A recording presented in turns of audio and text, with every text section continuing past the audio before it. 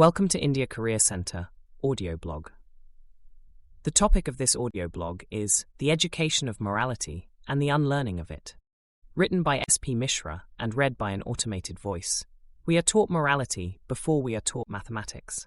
At home, long before school begins, a child learns the grammar of social life. Don't lie, don't take what isn't yours, respect elders, share, apologize, say thank you. The lessons are repetitive and gentle, but they serve a serious purpose.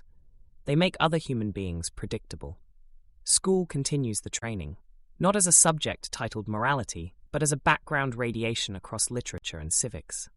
Stories reward honesty, punish greed, and restore justice by the last page.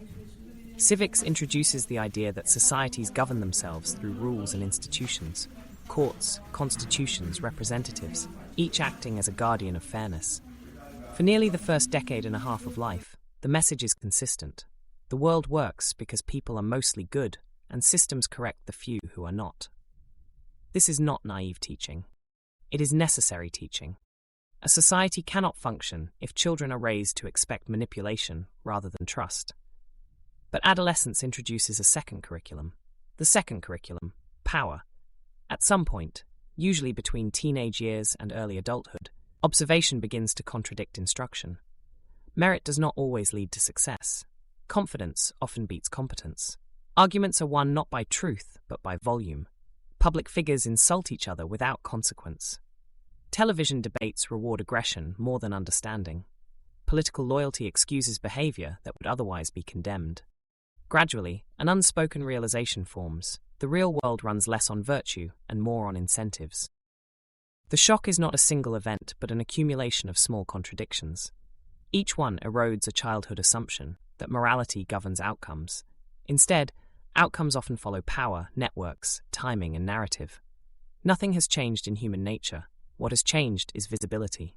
We now watch the backstage of society in real time. The curtain never closes.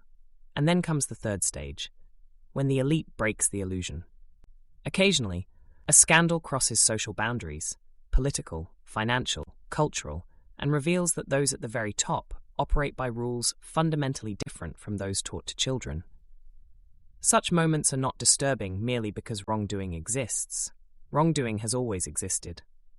They disturb because they break a psychological contract. We accept hierarchy partly because we believe responsibility increases with power. When that belief collapses, society does not erupt into revolution. It exhales into resignation. 50 years ago, events like the crisis around Richard Nixon or the emergency declared by Indira Gandhi produced concentrated outrage. Information was scarce and collective attention synchronized. A single narrative dominated public consciousness. Today, scandals emerge into an environment saturated with information. Each revelation competes with hundreds of others. Anger fragments before it consolidates. By the time people process one event, another replaces it. The result is not acceptance, but fatigue. The age of exhaustion. Modern citizens are not less moral than previous generations. They are more overwhelmed. Continuous exposure to controversy produces a psychological adaptation, numbness. Outrage requires the belief that reaction leads to consequence. When consequences appear rare or inconsistent, emotional investment declines. So people retreat. They continue to value honesty, loyalty, and fairness, but primarily within smaller circles. Family, friends, trusted networks. Public life becomes transactional. Private life remains ethical.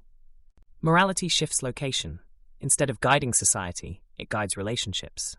From shared morality to personal morality. For most of history, individuals borrowed their moral compass from three authorities: religion, institutions, and community elders. Over the past few decades, all three have weakened simultaneously. Not disappeared, but lost unquestioned legitimacy. The individual now faces a rare human condition: freedom to choose ethical principles without universally accepted guidance. This produces confusion that resembles decline.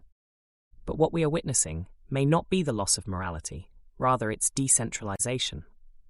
Earlier societies depended on performed morality, publicly agreed rules that maintained order even when imperfectly followed.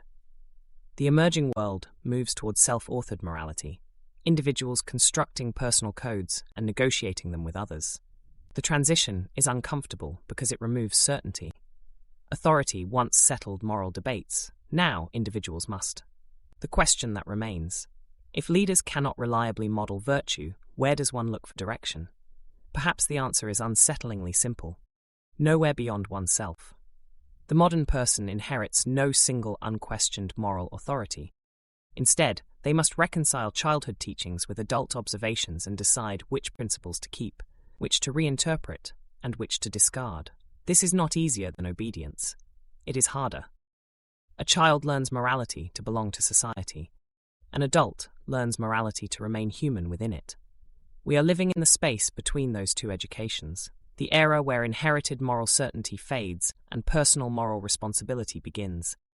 And the discomfort we feel may not signal the collapse of ethics, but the moment we realize they were never automatic. Thank you for listening to the audio blog.